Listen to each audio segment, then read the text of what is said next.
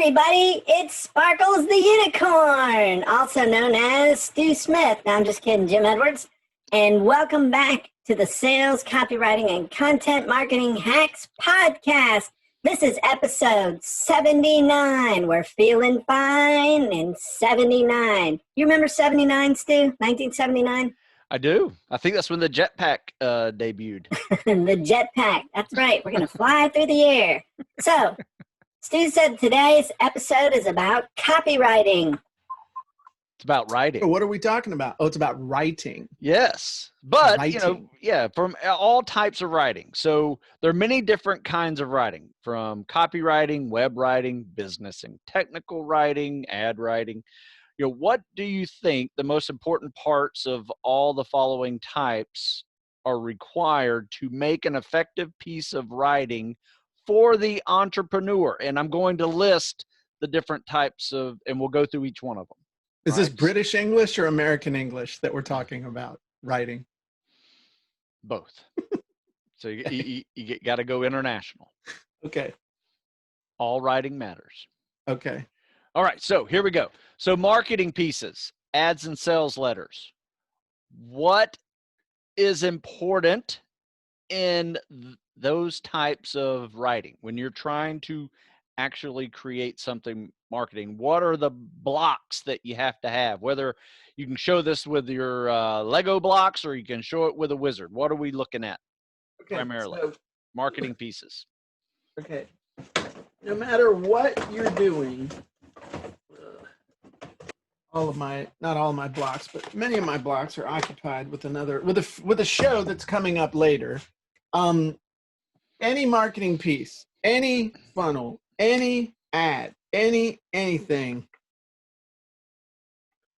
And those of you who are here with us live in the Q&A box, you tell us, what do you think is the most important part of any marketing piece of any, and if somebody doesn't get this right, I'm going to be really disappointed because I have failed you as any type of leader, expert, or anything, but it's basically the hook or the headline. It's Number the one. thing, it's the mechanism, yes, by far and away, it's the mechanism by which you stop people in their tracks and make them pay attention. So if you think about, again, not just sales and copywriting, but anything, what is the mechanism that makes people stop? In an ad, it's the headline. On a Facebook feed, it is, you're right, Jamie, good job. It's the picture on Facebook. Most of the time when you're scrolling, you're not reading, you're looking at pictures. That's why memes are so popular, because it's pictures with built-in headlines, and usually they're snarky and irreverent, and thus right up my alley. And so, good job, Stephen. He said headline. So it's the picture. A picture can be a hook. One of the things with, again, social media and with websites, funnels, a lot of them use video now. Video is the most watched or the most engaged with medium on Facebook, was my understanding. Because if you think about it, they start playing a video and your eye is attracted by motion. Now, typically, if there's nothing interesting going on, like if you see somebody moving around, like, okay, what's this chucklehead doing? Nah, I ain't doing anything interesting. There's nothing interesting in the background. Let me keep scrolling. So you need to think about the first 3 to 6 seconds of your video like a headline. Something has to happen. There needs to be movement. There needs to be text. There needs to be some sort of unusual background. There needs to be something that shocks people out of the scroll and gets them to stop. And then they'll look at the other stuff. They'll look at the text. They'll look at the call to action. So, but in any sales piece, especially, it's the hook, the headline. But a hook can be a headline, but a hook doesn't have to be a headline. A hook can be a picture or something else. That's good. Steven says pattern disruption. Yeah, that's what a hook is. Yeah. I mean, that's, yeah. Yeah. Especially if you're just scrolling and you're just, not really focusing on anything, and all of a sudden, got to do there pattern. You go. Yeah. David just asked, is framing and hook the same thing? No, the hook is what frames people. Framing is what you tell people to get them into a certain mindset or to try and raise an emotion or grab attention or let them know what's coming next. So the hook is what frames people. The headline is what frames people. All right, next topic. Same topic, next type of writing. Web content.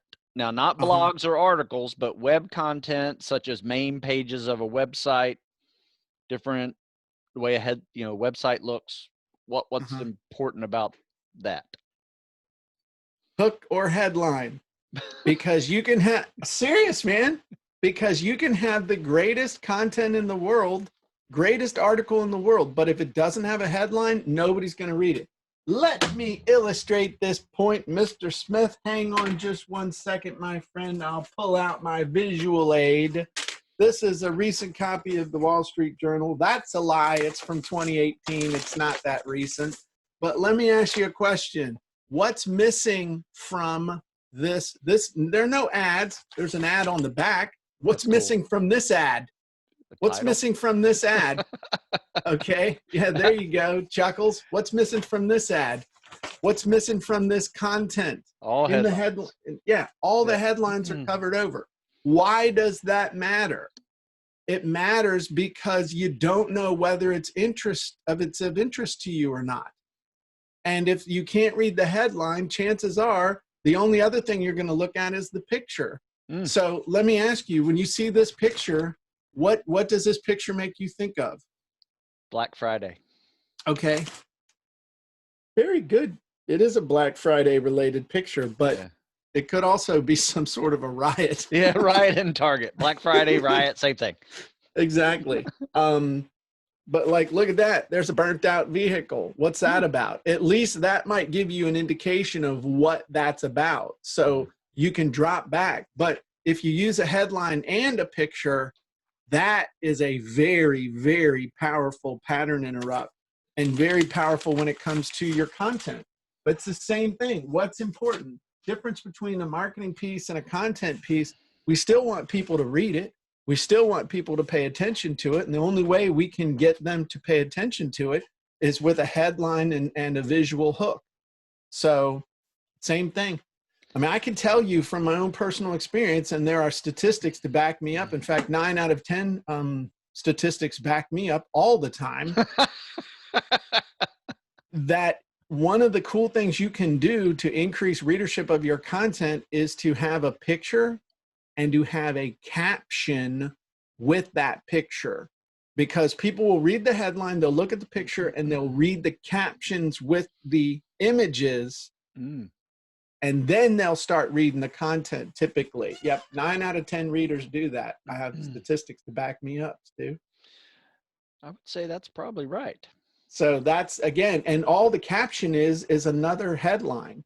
It's a headline that goes with the picture. It might be underneath it, but it's still a headline. It serves the same purpose as a headline. All right. Here's another type of writing. Blogs and articles. On your website or newspaper. Obviously headlines, but let's spread it out a little bit. Don't discount my advice, Mr. Stu. When it comes to blogs and articles, it's the hook and the headline. I can tell you from personal experience, as someone who wrote a syndicated newspaper column for a number of years. Nice. What's the most prominent thing you're seeing in all of these? Okay. Who really owns your website? Website, no guarantee of success on internet. Christmas shopping via internet ends mall madness. You like that one? Those are good. Okay. Local biz reaching new biz on the web. What's another one? When viruses attack. Okay. What's the most important part of that? Put that up. It's the headline. Those are evergreen headlines too. Dude, yeah. Love it. And they'll never, I'm going to whip some of those out. Dave Lindenbaum told me I should do throwback Thursdays with my articles. You know, That's a good idea. here's what I was writing about 22 years ago.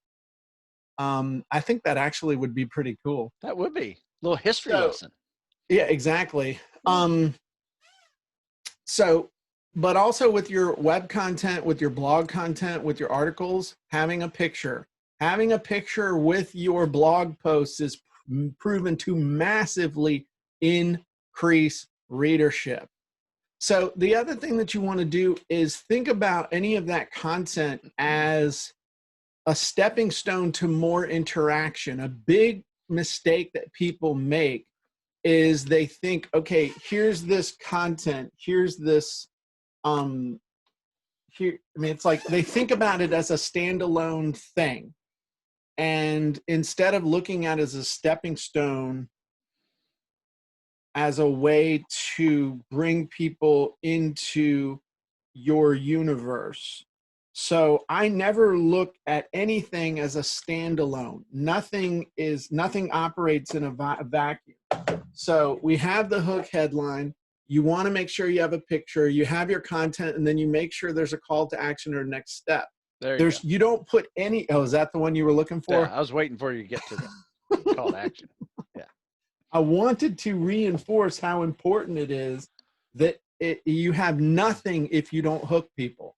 You have nothing if you haven't stopped them and gotten them to pay attention.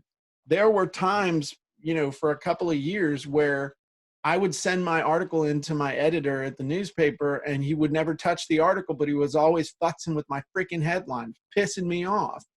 And he said, hey man, you need to spend as much time on that headline as you do on the article, because that's what gets people to read. And so I started, that's when I really understood and started spending more time on that headline. That's really good advice. Mm-hmm. I like that. It's true. And most people leave it as an afterthought. Yeah. So the call to action and the next step, where should they go next? It'd be almost like meeting a pretty girl, meeting someone that you were attracted to, non-binary, whatever way you want to look at it, male or female, and then taking them on a date and then not saying, like, not even driving them home. There's no call to action. It's like, okay, hope you enjoyed this. Bye. What? I enjoyed being with you. What? We're not going to do something else. We're not going to go out again. I can't find out how to see you again. I can't find out how to interact. Yeah. You're not going to come over and meet my mom and dad. Yeah. You got to close the deal. You get, or at least give a next step to what's going to happen next. Hey, subscribe to my blog. Hey, did you know that I publish a blog? Hey, did you know that I have a YouTube channel? Hey, did you know that you can interact with us over at the Sales and Copywriting Content Marketing Hacks Facebook group? Did you know I have a podcast? Did you know I've got a book on this topic? And they go, my goodness, I did not know, because this is the first freaking interaction I ever had with you. And I like you. So tell me more about your books. I mean, it's just, it's stupid. Yes, that's what most people do. And then if they do say something, it's so boring that it's no wonder why nobody checks out their stuff. It's like, hey, check out my book, 101 Workouts. What? You got to make it compelling. And that goes back to what we were talking about on the live show before we did the podcast, of getting good at being a little intriguing, a little curiosity building. Hey, okay, did you know that there are 101 different ways to do a pyramid workout, of which this article I've shared with you is only one? It's true. I've got a book about this. You can get more information about it right here. I'd love to have you check it out. In fact, if you use this coupon code, you can get 25% off. Well, excuse me, that sounds pretty exciting. I'll go click on it and check it out. I just wrote an article in my head. That's good. Jim and his copywriting advice just had a baby in Stu Smith's head. It did. That's exciting. Okay, how about this? How about, and this is a good one, especially if you're doing seminars or even webinars. Yeah. event materials. Uh-huh. Like at the end, what are we doing at an event to get people to want to contact you later, especially if you're either, in person or you are doing it online. Okay. So I will tell you that the key to that happening is having a great hook or headline in the form of a title. The title of your event acts as the hook or the headline. You got to have a compelling title that gets people excited. So that's not a hook headline. The title acts as the hook or the headline. Right. Again, are we thinking about getting them to follow up with you for free or for paid? Either one. Okay. So like I said, just a form of writing that will help people close the deal. They've been there with you already. What's the next step? So in that case, business cards, pamphlets, free gift, whatever. All of those things need to be tied to the R word. So talking about results that they want. So if you want to take your business to the next level, it's like results plus call to action. So it's tying the results they want to your call to action. So that could be, it could take the form of a stack. It could take the form of putting together a close on your webinar that revolves around the stack that talks about everything that they want and in terms of everything that you've got. It could be talking about results with the call to action of, hey, go to this website right now. I've seen people do this really effectively from the stage, depending on the how the speaking engagement is set up. But go here and you can have the notes from the event, or you can have an infographic that goes with my presentation. And the whole purpose is trying to get people onto your list so you can follow up with them later. So break out your phone, go to this URL. I've seen other people have a QR code on the screen, and people just hold their phone up, scan the QR code. It takes them to a page. They put in their email address and they get all kinds of goodies. So it could be everything from closing them right there on the webinar, go to this website, sign up now, put in your credit card, do your thing, everything to put in your email address, live or not. It really comes down to one word: results. Tying your call to action, tying the next step to this is how you're going to get this is how you're going to get the results that you want. Let me take a drink. That's what it comes down to. So expressing results in a way that they realize, okay, I'm going to get what I want if I take the next step. So you got to get really good at expressing the results they want in a way that is compelling and is going to get them to take action. That's really good. That's really good. Thank you for that. That kind of differentiates a little bit of what I'm talking about. Now, this one's another direction for you.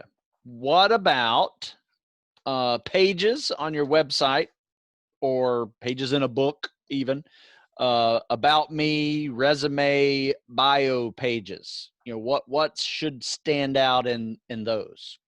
Okay. So again, it comes back to everything's got a hook, everything's got a headline.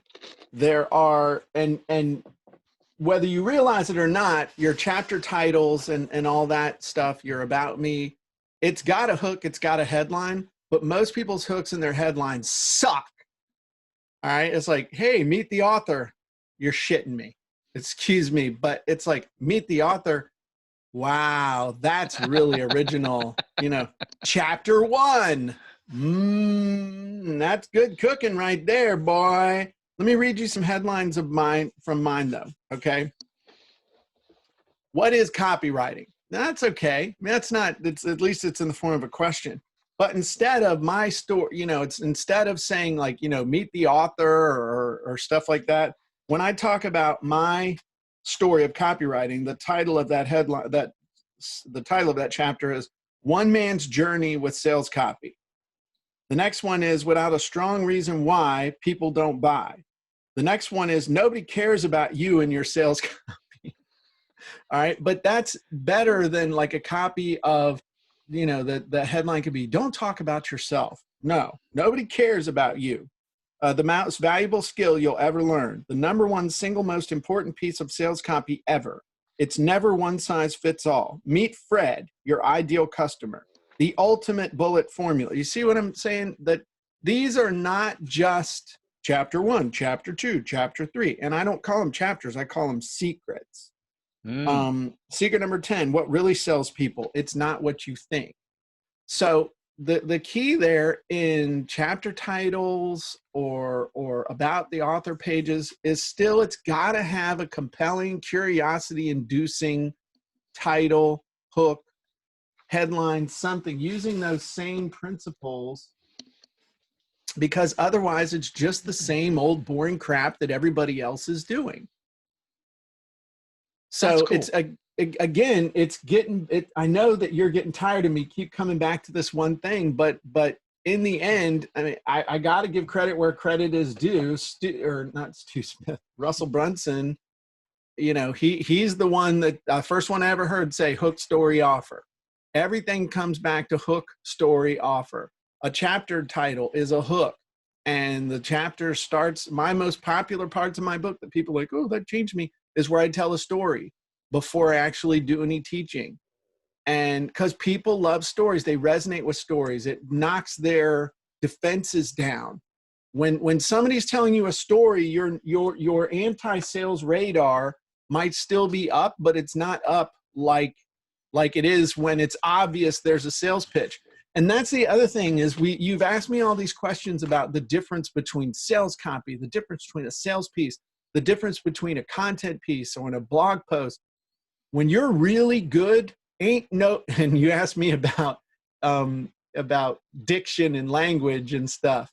When you're really good, ain't nobody can tell the difference between your sales copy and your content. That's right. Because it's all just communication designed to persuade people to take a specific action.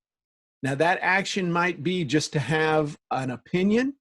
It might be you're trying to persuade people to spend money with you, to spend time with you, to commit to being somewhere in the future, i.e. on a webinar.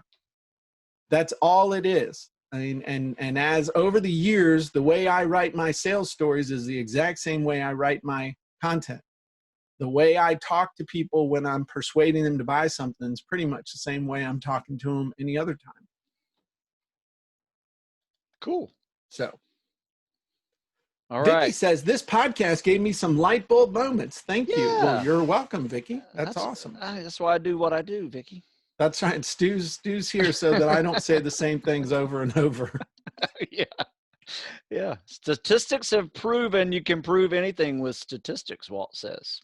And that's absolutely right. Like Statistics have proven that this podcast is more exciting with Stu and Jim as opposed to just Stu or Jim. 9 out of 10 people agree. 9 out of 10. That's right. Hey, all right. So last type of writing. Okay. Right? And this one, I know the answer already. I think everybody else does too. But newsletters that are sent by email, how can they be different so people don't delete them before even opening them? Tell a fart joke. The subject line. The subject line is you think about a newsletter, you think about an email as a multi-part process. No one's going to open your email if they don't recognize who it's from and it doesn't have a subject line that is curiosity inducing enough for them to click on the actual email message and to open it. Then the next thing, at least for a newsletter, the ones that we seem to have the best readership with over the years, is that immediately launches into a story and has some sort and has a headline that again lets them know they're in the right spot. When we're talking about a newsletter, not an email teaser, but just a newsletter, there's an article that's got a really compelling headline and some really good content, and then a call to action. And then each section of the newsletter has its own headline and its own story, call to action. You know, even if it's as simple as, hey, you know, did you miss any of this week's podcast? You know, it's not too late to catch up. Here are some recent ones. That's kind of a little hook story offer for people who are actually paying attention. So that seems to do the best. That makes sense. Yeah. Jeff just asked, can I use funnel scripts to craft a cover letter for a job? Which is the best one to use? No, you really wouldn't use funnel scripts to craft a cover letter for a job, but you could look at some of the headlines and some of the bullets and some of the other things in there and look at those language patterns to phrase when you're talking about your past experience and what you bring to an organization. Most people, when they talk about themselves, just talk about features, but you could talk about the features of you and the benefits to the organization and the meaning for the organization of hiring you. I would also encourage you to look at it that way. So that's how but no, I don't have, because most people who are using funnel scripts are not trying to get a job. They're trying to sell something. The other thing though, I would look at the headline wizards, the headline scripts, and see if I couldn't come up with a cool headline for my resume or a first sentence. Inside the Jim Edwards Method Premium, we have the What I Do in One Sentence wizard. I would play around with that. That's a good because idea. if you can come up with what you do in one sentence, that would really be a great way to start or somewhere in that cover letter. Tell them in one sentence in a way that's totally compelling for them as to what you do and how it benefits them is a big deal. Rezwan said, I need to write headlines for a financial consultancy company. I would say the best thing to do for that would be to post in the group and post your request in the group and your question or what have you. And then maybe next week we might pick up on that. That might be a topic for next week. All right. Final question, Jim, and we can take some others, in the group as well. I just posted my own question on the Facebook page, and it's basically my list that I just used: marketing pieces, web content, blogs, articles, events, materials, about me pages, newsletters. Yeah. What wizards come to mind when you're trying to come up with content or sales copy for any of those? So immediately the wizards that come to mind in the Jim Edwards Method Premium, we've got the killer headline wizard, we've got the subject line wizards, we've got all of any of the subject line wizards, the headline wizards, title wizards, all of those. And we've got even more headline wizards over inside, or headline scripts inside of funnel scripts. To help you come up with those. We've got the profitable title scripts, subject line scripts. So, I mean, there's a ton of stuff in there to help you with that. We've got the stealth close wizard inside of the Jim Edwards Method Premium to help you come up with those closes that you can use to slide under people's radar. When it comes to your content, when we were talking about the different webinars that different, like if you're doing videos or articles or anything where you've dumped a really nice content bomb on people and you're looking for a way to take them to the next step, that is all about the stealth close wizards. As far as we've got the live event invitation script inside of funnel scripts now. Nice. So if you're looking that'll work for webinars or in-person events or any of that kind of stuff. So we've got those as well. So, I mean, there's tons of wizards to help you with all of those things. And when you think about them in terms of, you know, like even the pictures, you know, we talk about a caption for a picture, sure, especially in sales copy and stuff. I mean, that's just a headline. When I went and used any of the headline wizards or scripts, I always grab a bunch of them inside of my clip bin, and then your headline may not make it as the headline of the blog post or the sales letter or something like that, but one that you like that goes with a picture, then just use the headline you already made with the picture, just to reinforce the USP, unique selling proposition, or the big idea behind everything. Especially product graphics. Yeah, that works really well with those. Somebody said, isn't the subject line the headline? And no, the subject line is not the headline. The subject line acts as a headline for your email in your email box, in most people's email boxes, because that's all they see, or they might see the first few words. But it's not the headline once they've opened the email. So because once they've opened the email, the subject line has done its purpose. It's like a little Marine that comes on, you know, comes ashore and takes out the shore battery, opening up the way for the engineers. It's served its purpose. It's also, to some degree, may have pre-framed the people, but once the email's open, it's not the headline anymore. So, what else? That it? Well, that's all the questions I have for you. Okay. Let me see. Well, let's do one more. I did see Okay.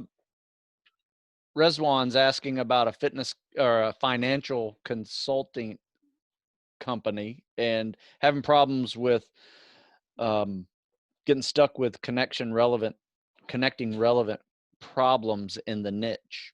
Right. And the number one thing you gotta ask, everything starts with the avatar. Everything starts with the end run ideal customer. So are you writing headlines to people who run financial consultancy companies? Are you writing people, you know, for people who need to get a loan? Or is it people that are planning for retirement? You got to get real specific about the person that you're trying to attract for the financial consultancy company.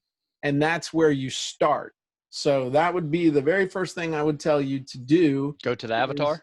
Is to figure out your avatar. So I would use the avatar script inside of Funnel Scripts, or the avatar wizard inside of the Jim Edwards Method Premium, or even the avatar script inside of Traffic Secret Scripts. Somewhere, figure out the story of your avatar, because once you've done that, then you're going to do that. Jeff said, is everything in Premium included in Funnel Scripts? Absolutely not. The Jim Edwards Method Premium is completely different than Funnel Scripts.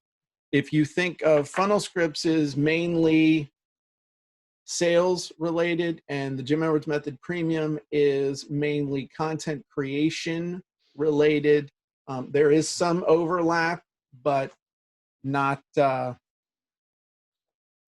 it's not significant. So we have lots of people that are in the Jim Edwards Method Premium, and inside of Funnel Scripts, and inside of Traffic Secret Scripts, and even inside of Author Wizards. And they get amazing value from all of them and are completely and totally satisfied. So, but no, there's no. Well, that's cool. Jim, thanks for answering all my questions. Well, I'm excited, Stu. How will you move forward with those questions? Did this help you at all, or were you just looking to? No, I wanted to pull some knowledge out of your brain today, you know, because we all use the term sales copy and content, and you know, we throw these words around like everybody knows exactly what they mean. But there's a lot of different avenues that require, you know, just differences in how you write. Right, But there's a lot of similarities, obviously. But yeah, but I'm gonna I'm going to poke a hole in a myth balloon here real quick. A lot of people think that you write differently when you're writing a blog post as to when you're writing sales copy. And the reality is that there should be no difference, because what you want the only difference to be is context, meaning this is a sales context rather than this is content, Trying to get their just interest. giving you content context. That Okay? makes it entertaining. Right. Yeah. However, the style of writing you want to be pretty similar, because what you don't want is for people to be able to obviously identify, whoa, wait a minute. We have gone from this is a nice guy giving me great content to now we've gone to slippery snake oil salesman. You like that? Slippery snake oil salesman. And that's not what you want. You want them to not be able to tell the difference. I should be able to lift my story out of a podcast or out of a blog post and be able to put it into a sales letter, and it should work, and vice versa. I should be able to take descriptions and other stuff out of it and put them into a podcast, and it would just work, and nobody would say, oh, he's just trying to sell me something. And there will be some people who are always thinking, oh, he's just trying to sell me something. Well, good. Get out your credit card, Chuckles. Yes, I'm trying to sell you something. Scratch that itch, honey, or go away. That's why I'm on social media. That's right. I'm not here because I want to be your friend. It's not how it works. If you think you got 5,000 friends, you need some counseling. All right. I'm just saying. Would you let any of these people come stay at your house? A few of them, Yeah. Maybe. Stu stayed at my house. Yeah. The point, though, and I do have one, is that don't think of it as different writing styles, because that creates a lot of confusion in your mind, which will create resistance to actually doing stuff. It's writing, it's communicating, it's persuading, it's saying things in a way that makes, just like in a novel, there are ways to write and create curiosity and cliffhangers and stuff and tie backs that when you learn how to do that, work great in sales copy. We'll talk more about that in just a minute. But first, Stu, that's a mechanism. That's a way you can do it. I want to there I was in a trailer with a leaky roof, 2 dogs in my lap, and in an instant, the trailer went dark, the lights went out, the furnace cut off. It was 30 degrees outside. My computer went zap. The dog started barking, and I saw nothing but homelessness in my future. Now, I'm going to tell you what happened in just a second, but now, do you want to know what happened next, Stu? Yeah. You sold me. You're going to keep reading. Yeah. Again, that could have been a podcast. It could have been a video, or it is a podcast because we're doing this on a podcast. Yeah, sure. So there's all kinds of stuff that you can do that if you don't think of it as I'm writing for this or I'm writing for that, it's I'm writing and here's the context for what I'm writing, you'll do a lot better. I love it. So perfect. Cool. Well, for those of you who are not members of the Sales Copywriting Content Marketing Hacks group on Facebook, you should be, because you would be able to see us create this podcast episode live, ask questions, interact, see how beautiful we are, as well as our amazing visuals that we use to complement the message that we share. So make sure you head over to Facebook. Now, we don't let just anybody in. If you're an axe murderer or have a picture of you holding a severed head going down Interstate 95 at 100 miles an hour, we will not let you in. So just be nice, play by the rules, and we'd love to have you. If you don't have a copy of my book, Sales or Copywriting Secrets, head on over to copywritingsecrets.com. Pick up a copy for free. All I ask is that you pay a small shipping and handling to show you're serious. And if you are out of shape or would like to get in better shape, go to StuSmithFitness.com. I did, and I got in amazing shape. You are amazing. And if you want Stu Smith to be your friend, you can sign up for his one-on-one coaching And as long as you keep paying, he'll be your friend. So I pay. And you can join us locally if you want. That's right. But only the motivated find us. Right. That's right. So, hey, Cool. thank you. I know I went a different route this week, with the podcast, but I was trying to pull some gems, and I hope for the listeners today that you found some gems in this gem content. Jim Gems. Yes. Very good. So appreciate you, Stu. You do a great job with this. Thank you. Thank you, everybody who joined us. And we will talk to you again soon. Bye-bye, everybody.